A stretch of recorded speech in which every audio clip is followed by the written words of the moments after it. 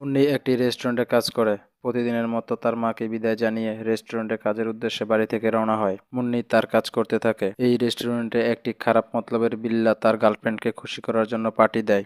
কিন্তু হঠাৎ করে বিল্লার চোখে পড়ে মুন্নির দিকে। তার মতলব খারাপ হয়ে যায়। মুন্নি কাজ শেষে বাড়িতে যাওয়ার উদ্দেশ্যে রওনা হয়। বিল্লা চুপি চুপি তার পিছু নেয়। নির্জন জায়গায় এসে মুন্নিকে প্রপোজ করে। কিন্তু মুন্নি প্রপোজ অ্যাকসেপ্ট না করে বাড়িতে চলে আসে।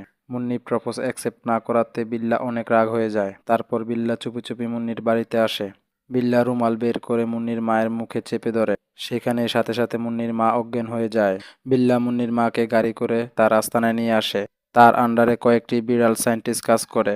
সেই সায়েন্টিস্টরা তার মাকে একটি বিশাল বড় জায়ান্টে পরিণত করে। মুন্নি বাড়িতে এসে দেখে তার বাড়ির জিনিসপত্র এলোমেলো হয়ে আছে। বিল্লা মুন্নিকে ফোন করে তার আস্তানায় যেতে বলে।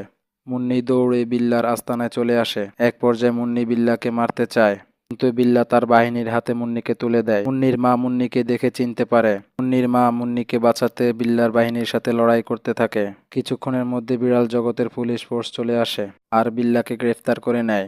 মুন্নির মা সেখানেই মারা যায় আর মুন্নি একা হয়ে যায়। তো বন্ধুরা, এই গল্পটি থেকে আমরা কি শিখলাম? কমেন্ট করে জানিয়ে দিও তোমাদের মূল্যবান মতামত।